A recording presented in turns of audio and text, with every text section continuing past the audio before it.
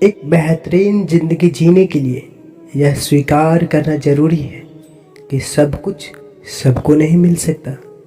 समय के साथ साथ हालात भी बदल जाते हैं, इसलिए बदलाव में स्वयं को बदल लेना ही बुद्धिमानी है। हमें कभी उस व्यक्ति पर भरोसा नहीं करना चाहिए जो वक्त के साथ स्वभाव बदल लेता है। जितना इंतज़ार वो आपसे करवा रहा है ना, समय आने पर वो इतना देगा कि संभाल भी नहीं पाओगे। आप वापस नहीं जा सकते हैं और शुरुआत को नहीं बदल सकते हैं, लेकिन आप जहाँ हैं वहीं से शुरू कर सकते हैं और अंत को बदल सकते हैं। अपना मन अच्छे कार्यों को करने में लगाएं, इससे बार बार करें और आप देखेंगे कि आप खुशी से भर गए हैं। अगर आपको खुद पर पूरा नियंत्रण है तो आपको वह क्षमता हासिल होगी जिससे बहुत ही कम लोग हासिल कर पाते हैं। अच्छे लोगों की कृष्ण परीक्षा बहुत लेता है परंतु साथ नहीं छोड़ता, और बुरे लोगों को कृष्ण बहुत कुछ देता है परंतु साथ नहीं देता। जिंदगी में दो लोगों का होना बहुत ज़रूरी है। एक कृष्ण जो ना लड़े फिर भी जीत पक्की कर दे, दूसरा कर्ण जो हार सामने हो फिर भी साथ ना छोड़े। तू करता वही है जो तू चाहता है, होता वही है जो मैं चाहता हूँ। तू कर वही जो मैं चाहता हूँ, फिर होगा वही जो तू चाहता है। रोते हुए कृष्ण ने कहा, मैं तो सबकी सुनता हूँ पर मेरी कौन सुनता है। इंसान गलत कार्य करते समय दाएं बाएं आगे पीछे चारों तरफ देखता है, बस ऊपर देखना भूल जाता है। श्री कृष्ण कहते हैं, जन्म लेने वाले की मृत्यु उतनी ही निश्चित होती है जितने की मृत्यु होने वाले के लिए जन्म लेना। इसलिए जो अपरिहार्य है उस पर शोक मत करो।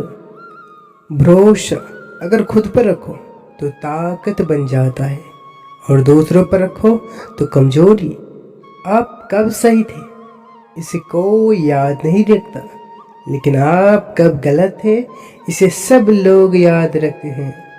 मैं किसी के भाग्य का निर्माण नहीं करता और ना ही किसी को कर्मों का फल देता हूँ। मनुष्य कितने भी गोरा क्यों न हो परंतु उसकी परछाई सदैव काली होती है। मैं श्रेष्ठ हूँ यह आत्मविश्वास है, लेकिन सिर्फ मैं ही श्रेष्ठ हूँ यह अहंकार है। श्री कृष्ण कहते हैं, तुम्हारा क्या है जो तुम रोते हो? तुम क्या लाए थे जो तुमने खो दिया?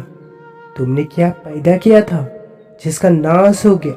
ना तुम कुछ लेकर आए थे ना कुछ लेकर जाओगे। जो लिया यहीं से लिया, जो दिया यहीं पर दिया। यदि आप किसी के साथ मित्रता नहीं कर सकते तो उसके साथ शत्रुता भी नहीं करनी चाहिए। जो हुआ अच्छा हुआ, जो हो रहा है अच्छा हो रहा है, जो होगा वो भी अच्छा ही होगा। तुम भूत का पछतावा ना करो, भविष्य की चिंता ना करो, वर्तमान चल रहा है इसी का आनंद लो। राधे ने श्री कृष्ण से पूछा, प्रेम का असली मतलब क्या होता है? श्री कृष्ण ने हंसकर कहा, जहाँ मतलब होता है वह प्रेम का होता है। प्रेम एक ऐसा अनुभव है जो मनुष्य को कभी परास्त नहीं होने देता, और घृणा एक ऐसा अनुभव है जो मनुष्य को कभी जीतने नहीं देता। हर कीमती चीज उठाने के लिए झुकना ही पड़ता है। माँ बाप का प्यार इनमें से एक है। अगर व्यक्ति शिक्षा से पहले संस्कार, व्यापार से पहले व्यवहार और भगवान से पहले माता पिता को पहचान ले तो जिंदगी में कभी कोई कठिनाइयाँ नहीं आएगी। स्वार्थ से रिश्ते बनाने की कितने भी कोशिश करो वो कभी नहीं बनते, और प्रेम से रिश्ते को कितना भी तोड़ने की कोशिश करो वो कभी नहीं टूटते। हर किसी के अंदर अपनी ताकत और कमजोरी होती है। मछली जंगल में दौड़ नहीं सकती और शेर पानी का राजा नहीं बन सकता। इसलिए अहमियत सभी को देनी चाहिए। कभी भी स्वयं पर घमंड मत करना, क्योंकि पत्थर भी भारी होकर अपना वजूद खो देता है। हद से ज़्यादा सीधा होना ठीक नहीं, क्योंकि जंगल में सबसे पहले सीधे पेड़ को ही काटा जाता है।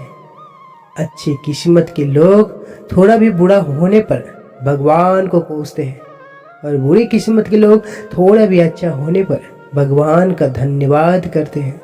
श्री कृष्ण कहते हैं, किसी को कुछ देकर अहंकार मत करना। क्या पता तू दे रहा है या उससे अपने पिछले जन्म का कर्जा चुका रहा हो। जिंदगी के इस रण में स्वयं ही कृष्ण और स्वयं ही अर्जुन बनना पड़ता है। रोज अपने ही सारथी बनकर जीवन की महाभारत को लड़ना पड़ता है। सदा मौन रहना उचित नहीं, क्योंकि इतिहास साक्षी है संसार में अधिकतर विपदाएं इसलिए आई क्योंकि समय पर मनुष्य उनका विरोध नहीं कर पाया। जब मनुष्य को अपने धर्म पर अहंकार हो जाता है तब उसके हाथों अधर्म होने लगता है। इच्छाओं को त्याग करना ही खुशी का सबसे बड़ा कारण है। श्री कृष्ण कहते हैं, जब आप दूसरों के लिए अच्छा चाहते हो तो वही अच्छी चीज़ें आपके जीवन में वापस आती है। यह प्रकृति का नियम है। जिस प्रकार तेल समाप्त होने पर दीपक बुझ जाता है, उसी प्रकार छिन होने पर भाग भी नष्ट हो जाता है। कोई अपना साथ ही ना दे तो निराश मत होना, क्योंकि प्रभु से बड़ा हम सफर कोई नहीं है। जिससे तुम अपना समझकर प्रसन्न हो रहे हो, बस यही प्रसन्नता तुम्हारे दुखों का कारण है। क्रोध या आंधी जब दोनों शांत हो जाते हैं तभी पता चलता है कि कितना नुकसान हुआ है। परोपकार सबसे बड़ा पुण्य है और दूसरों को कष्ट देना सबसे बड़ा पाप है। मनुष्य अपने विश्वास से निर्मित होता है। जैसा वो विश्वास करता है वैसा ही बन जाता है। संदेह करने वाले लोगों को प्रसन्नता ना इस लोक में मिलती है और ना ही किसी अन्य लोक में। परमात्मा कहते हैं, भाग्य से जितनी ज़्यादा उम्मीद करोगे उतना ही ज़्यादा निराश करेगा, और कर्म पर जितना जोर दोगे वह हमेशा उम्मीद से ज़्यादा देगा। मेरा तेरा छोटा बड़ा अपना पराया मन से मिटा दो, फिर सब तुम्हारा है और तुम सबके हो। इतिहास कहता है कल सुख था, विज्ञान कहता है कल सुख था, लेकिन धर्म कहता है कि अगर मन सच्चा और दिल अच्छा है तो हर रोज सुख होगा। जब तुम्हें विश्वास है कि तुम्हारा ईश्वर तुम्हारे साथ है तो क्या फर्क पड़ता है कि कौन तुम्हारे खिलाफ है। जिंदगी को हमेशा मुस्कुरा कर जियो, क्योंकि आप नहीं जानते कि यह कितनी बाकी है। मैं विधाता होकर विधि के विधान को नहीं टाल सका। मेरी चाह राधा थी और चाहती मुझको मीरा थी, पर मैं रुक्मणी का हो गया। जो सत्य की राह पर चलते हैं उनके जीत शंखनाद स्वयं प्रभु करते हैं। उनकी तकलीफों को समाधान भी वही निकालते हैं। जब समस्याओं पर ध्यान लगाओगे तो लक्ष्य दिखना बंद हो जाएगा, और जब लक्ष्य पर ध्यान लगाओगे तो समस्याएं दिखने बंद हो जाएगी। आपके कर्म ही आपकी पहचान है, वरना एक नाम के हजारों इंसान हैं। प्रहलाद जैसा विश्वास हो, भिलन जैसी आस, द्रौपदी जैसी पुकार हो और मीरा जैसा इंतजार हो तो श्री कृष्ण को आना ही पड़ता है। जब बुरे दिन आते हैं तो बुद्धि भी घास चरने चली जाती है। इंसान चाहकर भी सही निर्णय नहीं ले पाता। इसलिए कहा जाता है कि इंसान बुरा नहीं होता, उसका वक्त बुरा होता है। श्री कृष्ण कहते हैं, दुनिया के सारे खेल खेल लेना, पर भूल कर किसी के भावनाओं के साथ मत खेलना, क्योंकि ये वो गुनाह है जिन्हें मैं कभी माफ नहीं करूँगा।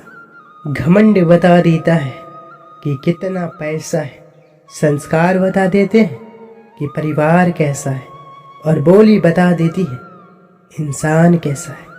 दो तरह के लोग आपको बताएंगे कि आप कोई परिवर्तन नहीं ला सकते। एक वो जो कोशिश करने से डरते हैं, और दूसरे वो जो आपकी कामयाबी से डरते हैं। ऊपर वाले की न्याय की चक्की धीमी जरूर चलती है, लेकिन याद रखना, यह पिसती बहुत अच्छे से हैं।